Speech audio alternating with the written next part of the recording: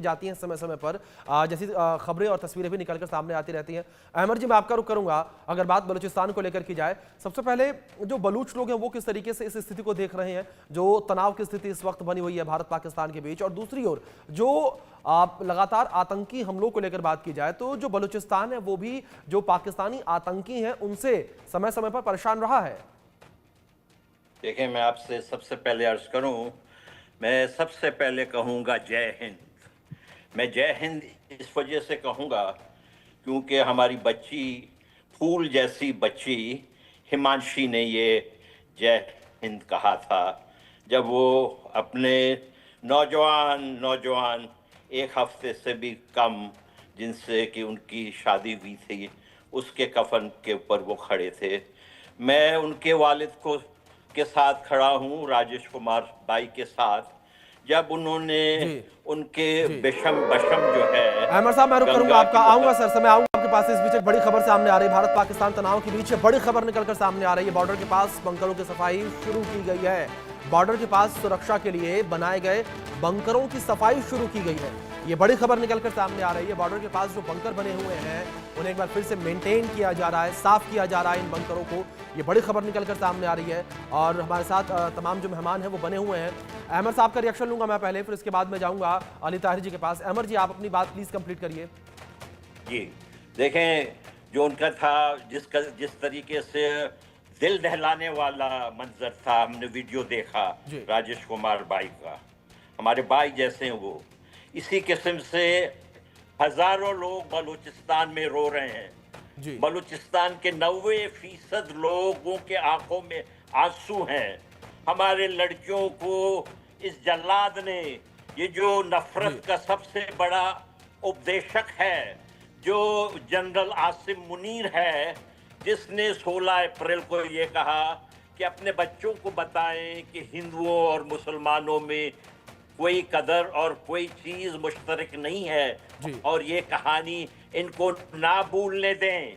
ये बात आई थी मुल्ला जनरल आसिम मुनीर साहब के तरफ से। इन्होंने वो बात कही थी कि हम बलोच जो हैं, इनको तो 10 नस्ल भी हमारे साथ नहीं लड़ सकते हैं।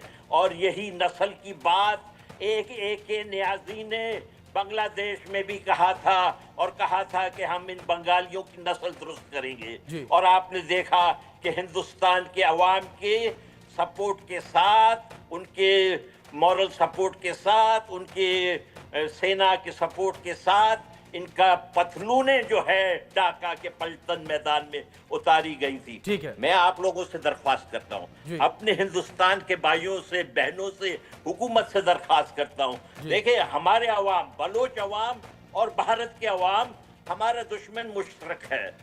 हमारे पास हुकूमत नहीं है, हमारे पास स्टेट नहीं है, आपके पास है। आप बलूचिस्तान को अपने से जुदा ना समझे।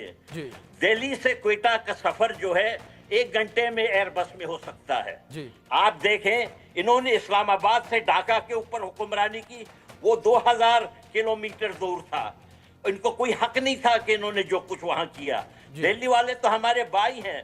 आप ये कहें, जब ये अहमद साहब, आपका और बलोचों का अपना भी एक दर्द है। अली ताहिर जी का मैं रुख करूंगा इस बीच। अली ताहिर जी, जिस तरीके से आतंकवाद को लेकर आपसे बात हो रही थी, आपने भी जिक्र किया, आप आतंकवाद को लेकर अगर बात की जाए, अली ताहिर जी, अभी ताजा बयान आपके रक्षा मंत्री का निकलकर सामने आया। उन्होंने खुद इस बात को स्वीकार किया कि पिछले 3 दशक से पाकिस्तान की धरती का इस्तेमाल आतंकवाद के लिए किया जा रहा है और उन्होंने कहा कि चाह के भी और ना चाह के भी हमें अपनी धरती का इस्तेमाल जो है वो आतंकवाद के लिए करना पड़ रहा है।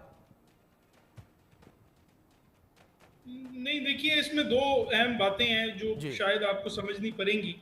एक तो नंबर 1 बात ये है that he is not a true representative and he had actually lost the election, but nevertheless because he sits ostensibly at that chair, तो उसके जो अल्फाज हैं मेरे ख्याल में तो वो आउट ऑफ कॉन्टेक्स्ट लिए गए हैं।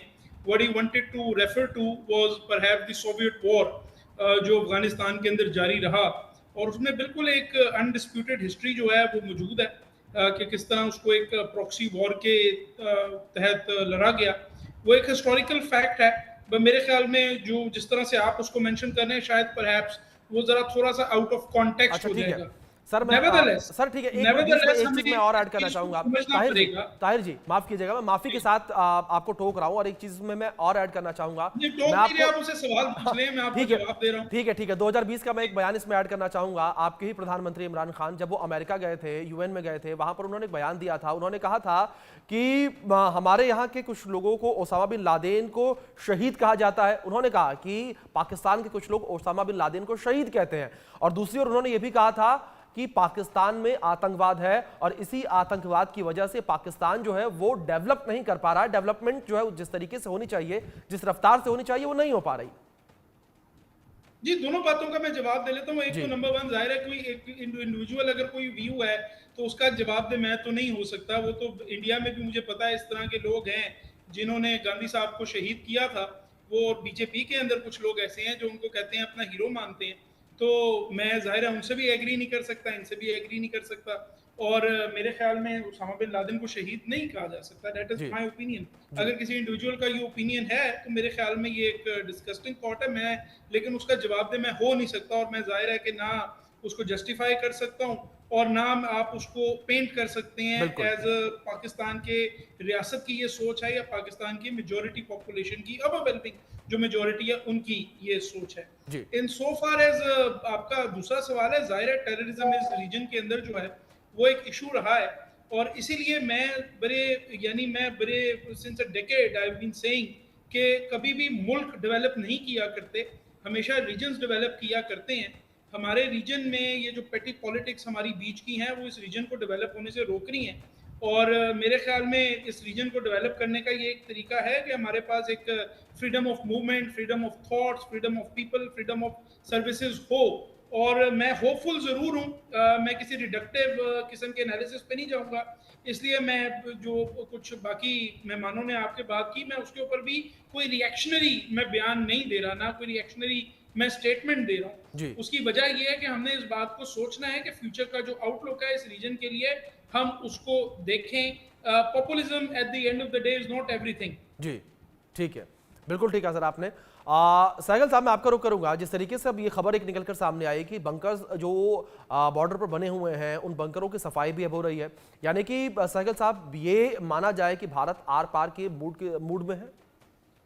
देखो ये तो मैं नहीं जानता कि आर पार के मूड में है या नहीं, लेकिन पाकिस्तान ने एक बहुत बड़ी गलती की है। उन्होंने साफ तौर पे कहा कि वो शिमला एग्रीमेंट को एक्सेप्ट नहीं कर रहे।